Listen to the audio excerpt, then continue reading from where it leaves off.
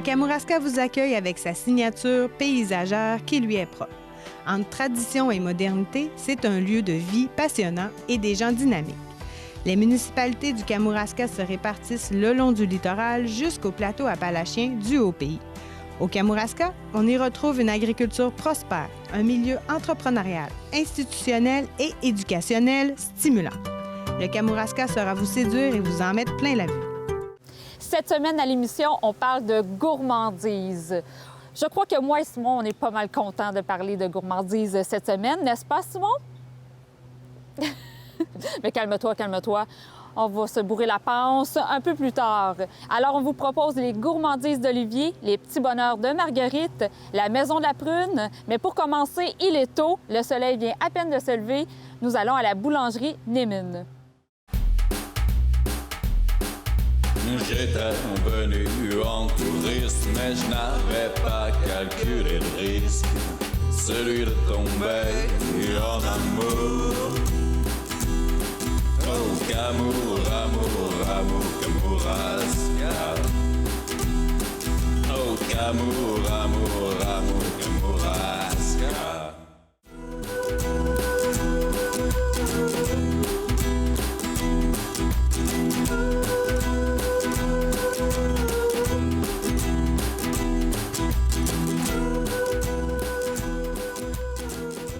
En compagnie de Denise Pelletier, copropriétaire de la boulangerie Némine. Bonjour Denise. Bonjour, bienvenue à Kamouraska. Merci beaucoup.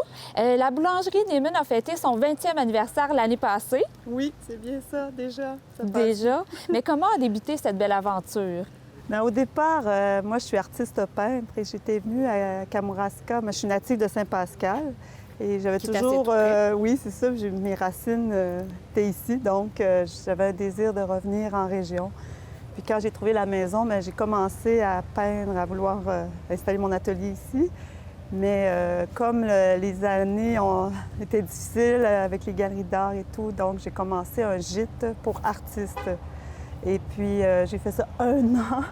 Et puis le premier client, ça a été Joran Niemann, mon compagnon d'aujourd'hui. Ah, et d'où puis, le nom, la boulangerie Niemann, c'est ça. Niemann, c'est comme ça que ça a commencé.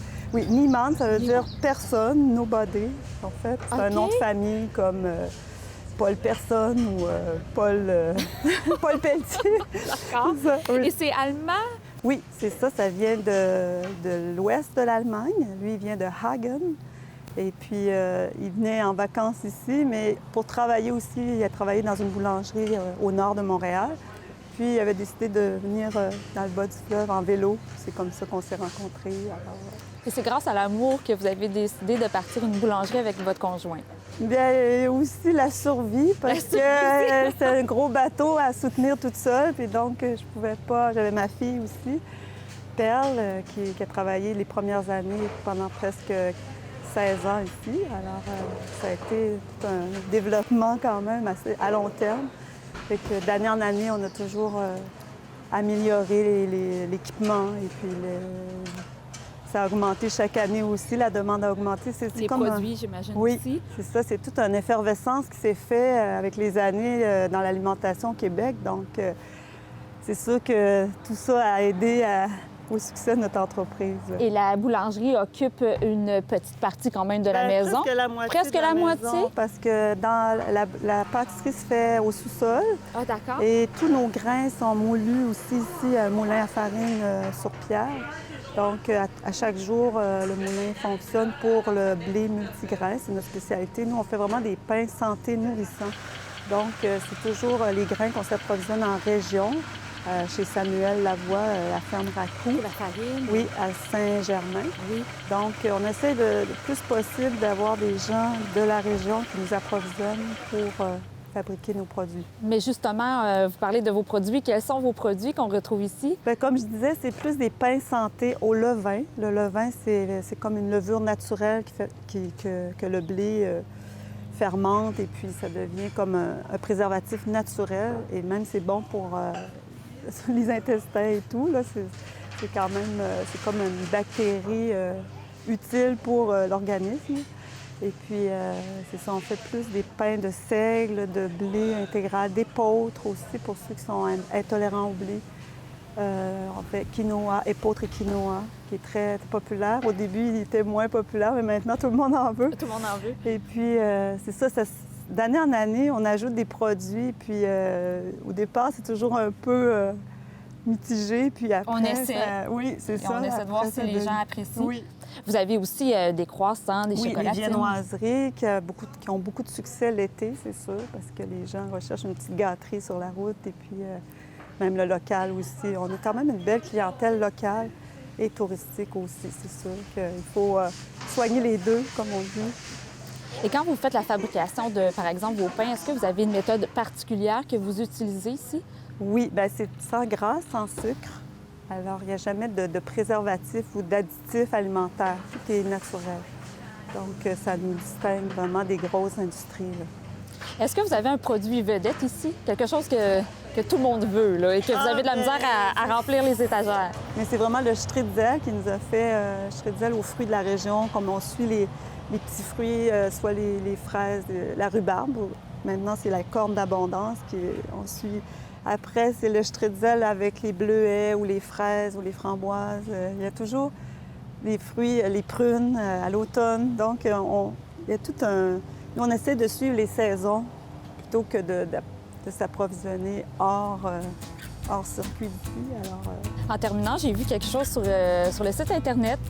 J'ai trouvé ça très beau. Une maison sans pain est une maison sans joie. Oui, c'est un petit proverbe italien, tout court, mais qui en dit long. Qui en dit long. Je trouve ça très beau pour terminer l'entrevue. Et je dois dire que ça sent très bon. Donc, je vais me permettre d'aller me chercher une petite gâterie. Merci beaucoup. Merci, Anne-Christine.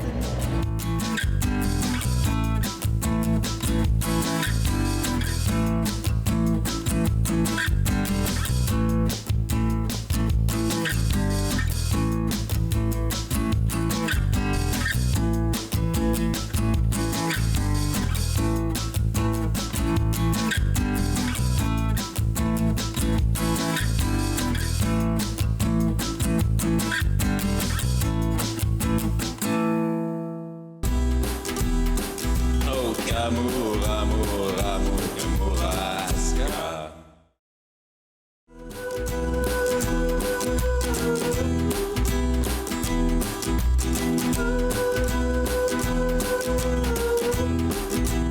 Je suis devant les pâtisseries et gourmandises d'Olivier, situées à la Pocatière, et je m'en vais rencontrer Sandrine et Olivier Duplessis.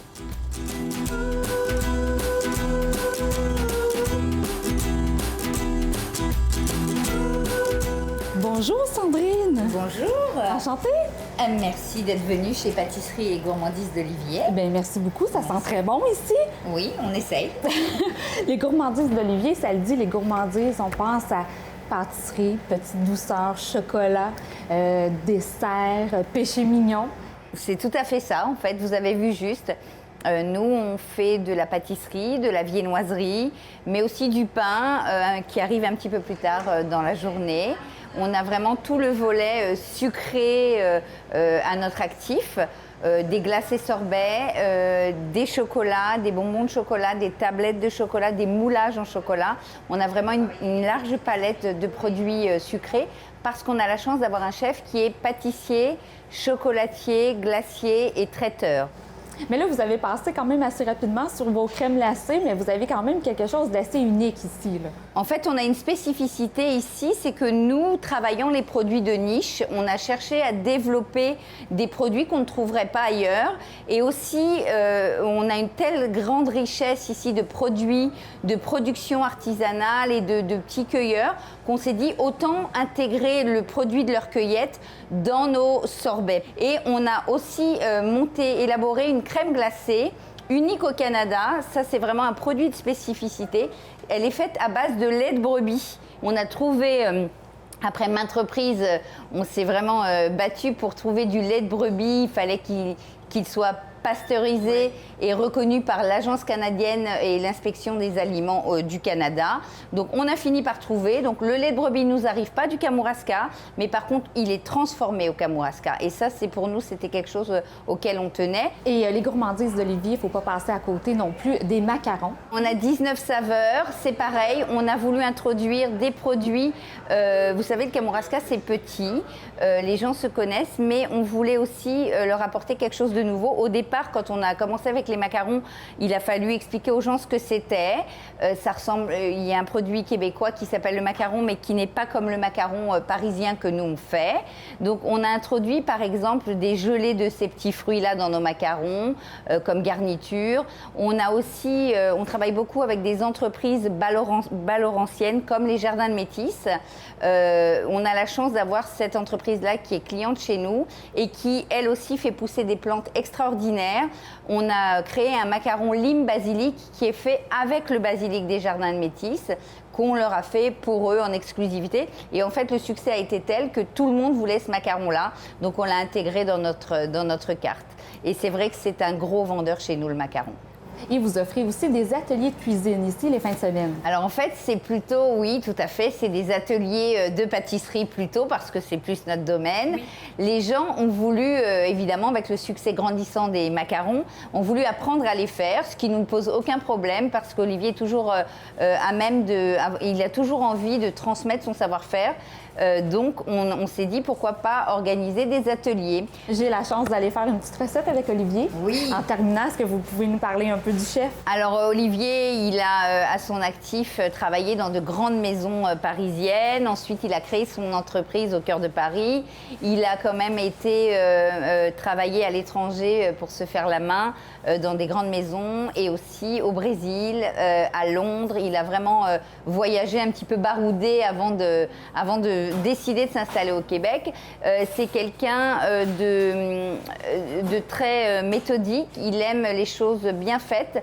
Il va préférer faire les choses à son idée plutôt que de faire quelque chose qui va être bâclé. C'est quelqu'un qui est très rigoureux dans le travail. Mais je pense que c'est un plus pour l'entreprise parce qu'on a tous les deux, on est complémentaires, évidemment, on est mariés femmes, mais on est complémentaires en ce sens que tout ce qui est partie production, créativité, création, c'est lui. Ça le regarde que lui. Moi, j'ai plus la partie communication, marketing et aussi gestion. Et l'un n'interfère pas dans le rôle de l'autre, ce qui est appréciable. Et ça fait qu'on est très complémentaires et très polyvalents.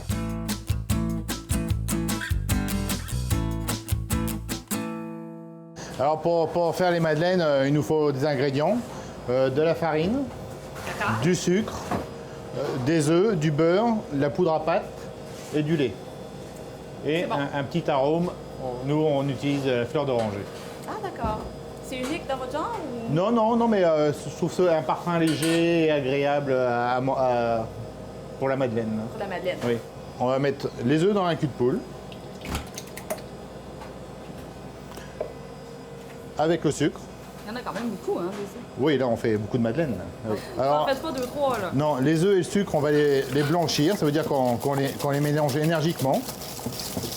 C'est pour éviter que le sucre cuise les œufs, en fait.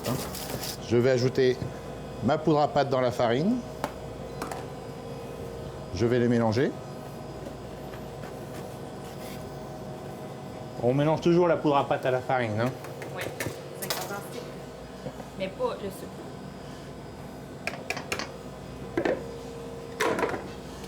Après, on va y aller un peu plus doucement.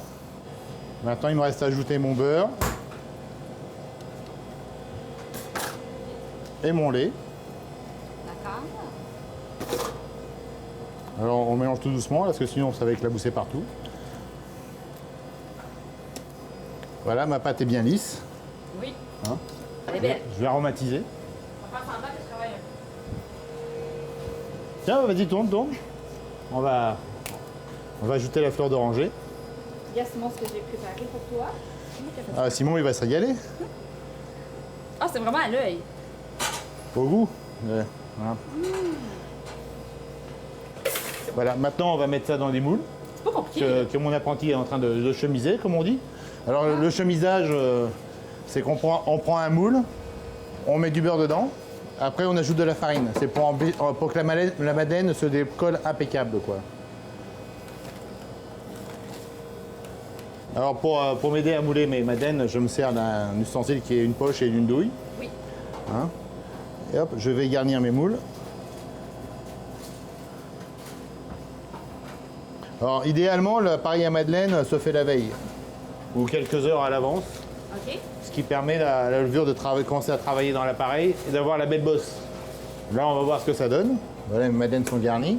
Alors la cuisson se fait à feu vif, à 220 Celsius, à peu près 430 Fahrenheit.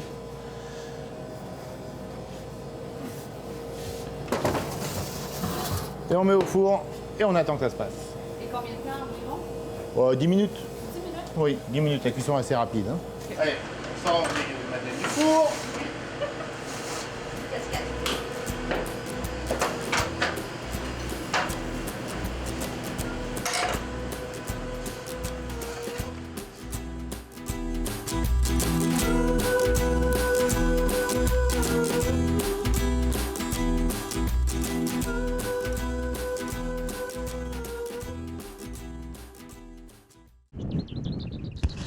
Amour, amour, amour, Kamouraska.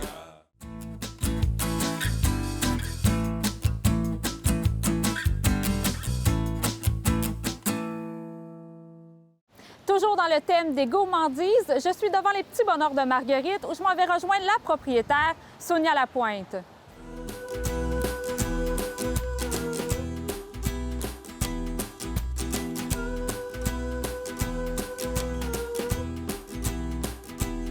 Les petits bonheurs de Marguerite, c'est beaucoup de choses, notamment un café gourmand et bar laitier, des fleurs. Vous êtes fleuriste de carrière. C'est ça, oui, je suis fleuriste de métier, puis ça fait plus de 20 ans maintenant. Puis c'est ça, j'ai créé la petite boutique en 2013, les petits bonheurs de Marguerite. Et c'est aussi des accessoires de décoration qu'on peut dire style champêtre. Oui, on a un style. On est ce qu'on est, on n'est pas ce que notre boutique est. On respecte notre style vraiment nature. Les fleurs ont l'aspect de fleurs fraîches. On a aussi des fleurs fraîches. Puis c'est ça, quand j'ai créé les petits bonheurs de Marguerite, c'était de créer 3 concepts sous le même toit, pignon sur rue. Fait que c'est vraiment une passion pour moi d'accueillir les gens. J'aime le monde. Ce que je voulais, c'est que tout le monde entre dans ma boutique, que ce soit un petit gamin pour prendre une crème molle, que ce soit une grand-maman ou des familles complètes. Je voulais que ma porte rouvre. Puis avec le concept du bar laitier, pâtisserie, café en hiver, pâtisserie italienne aussi pendant toutes les périodes de fête. Puis des fleurs naturelles. Puis bien, la boutique, ça l'accueille vraiment beaucoup de touristes aussi. Je suis bien contente. Mais le fait que vous ayez pensé à 3 concepts dans la même boutique, c'était dans le but de rester ouvert à l'année de prime abord? Oui, c'est important. On est une petite place, un petit village. On est comme 2300 habitants environ. Puis, il y a de la place dans les régions. Les gens ici, c'est plein de jeunes familles, il y a des enfants, les gens ont besoin. Les fleurs naturelles, que ce soit pour un décès, un mariage, un anniversaire, la Saint-Valentin, une occasion spéciale, les fleurs naturelles, il n'y a rien qui fait plus plaisir que recevoir des fleurs fraîches.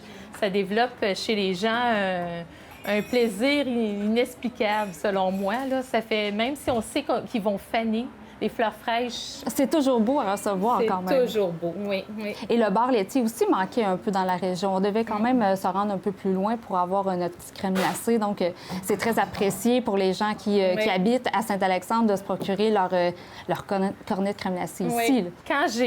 Quand j'ai décidé d'ouvrir un bar laitier, avant tout, c'était la qualité. J'ai choisi Lactantia parce que la Lactantia, c'est le produit le moins transformé. La crème molle, elle est d'une qualité supérieure, elle est plus douce, elle est plus onctueuse, moins de transformation. Tous les produits de fruits, c'est des vrais fruits, j'ai aucune saveur artificielle.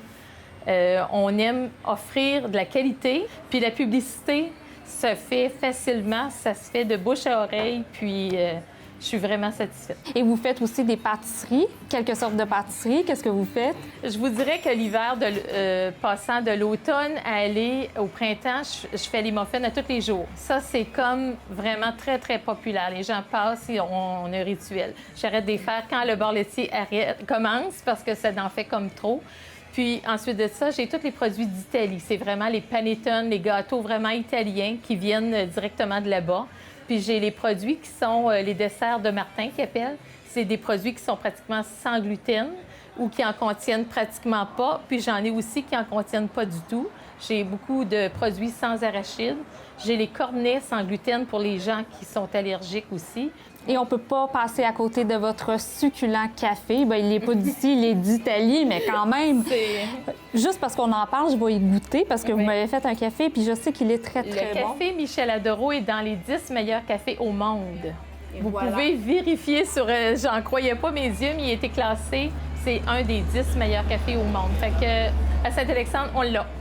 On l'a et je vais y goûter tout de suite, puis je vais te le dire, c'est le meilleur. On le vend d'ailleurs. C'est vrai qu'il est excellent. C'est pas la première fois que j'ai goûté, mais là, vraiment, c'est un excellent café.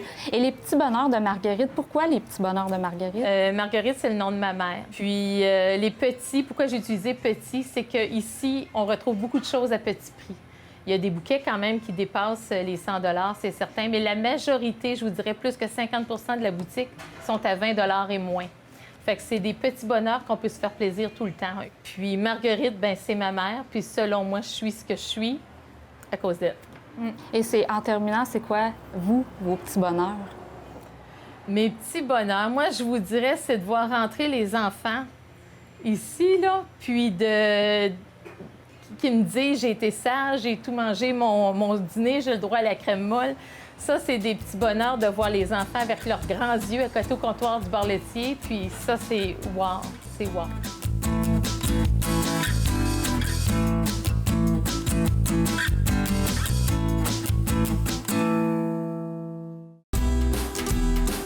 Oh, qu'amour, amour, amour, Kamouraska.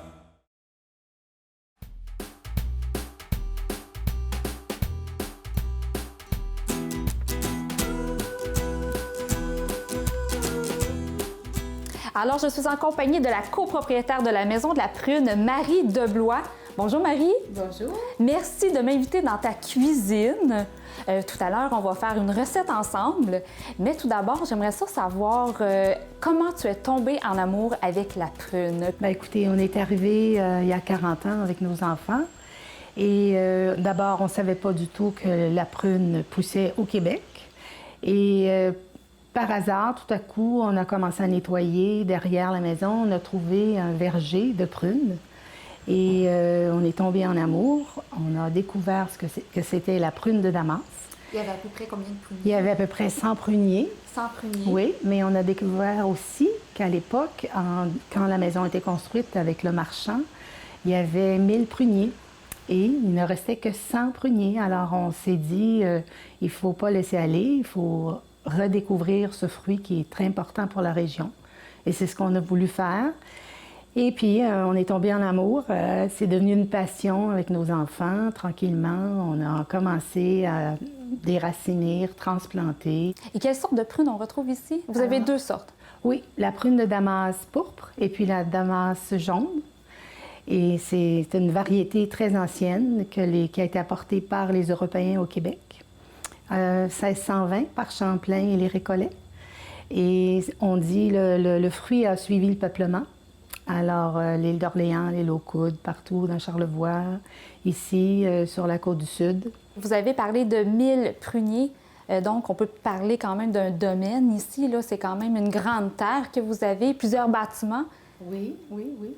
Et c'est quoi tous ces bâtiments qu'on retrouve ici? Il y a la grange, il y a le hangar à grains qu'on a restauré, il y a la confiturerie, évidemment. Et vous avez même une boutique ici? Oui, dans la maison, oui, qui était à l'époque, quand la maison a été bâtie, c'était un magasin général à l'époque.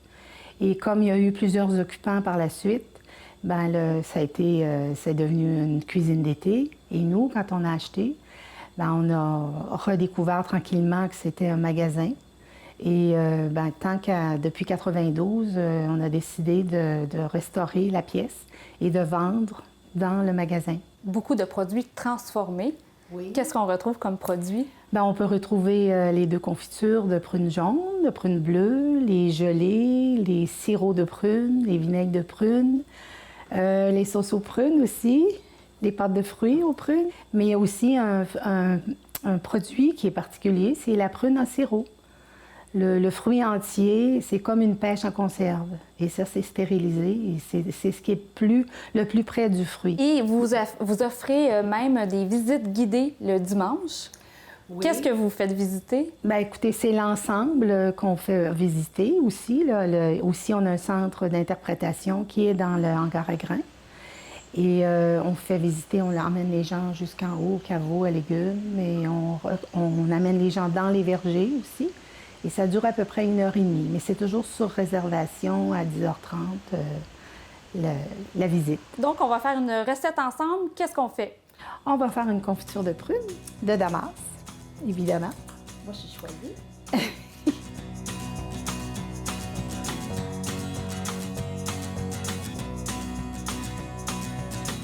Donc, vous avez fait mijoter pour la première partie? Oui, c'est ça, à feu très, très doux. On fait toujours à feu très doux. Et moi, je cuis dans des petits chaudrons pour garder la saveur du fruit. Quand on cuit dans un gros chaudron, ça cuit plus longtemps. Tandis que comme ça, ici, on commence le chaudron à feu très doux. OK. Pendant combien de temps? Aussitôt que c'est très fondu comme ça ici, là. Puis là, on amène à ébullition. OK. Et là, je vais amener à ébullition. On a mis du sucre, on a mis la prune avec le sucre. Moi, il faut que je m'ajuste avec la température.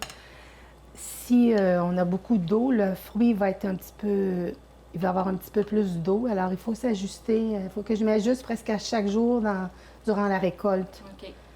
Faut pas que la confiture soit trop liquide. C'est ça. Et moi, je le fais, je le sais, là, parce que ça fait longtemps que je le fais. Et là, je vais l'amener à ébullition, puis je vais écumer. Et là, l'important, c'est vraiment d'enlever l'écume sur le dessus. J'ai mis aussi du citron dans la confiture. Alors ça, on écume.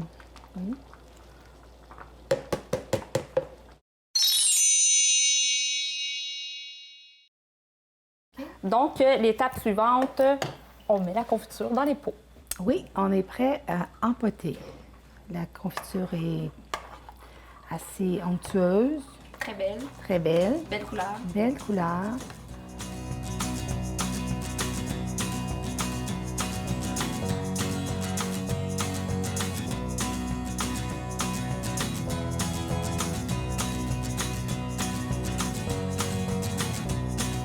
Merci beaucoup, Marie. Ça m'a fait grand plaisir. Et nous, on goûte à la confiture de prunes.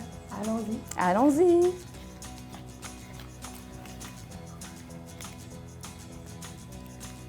Alors? Mais oui. Mais oui, mais oui, mais oui. Bye. Oh, amour, qu'amour, amour, qu'amour.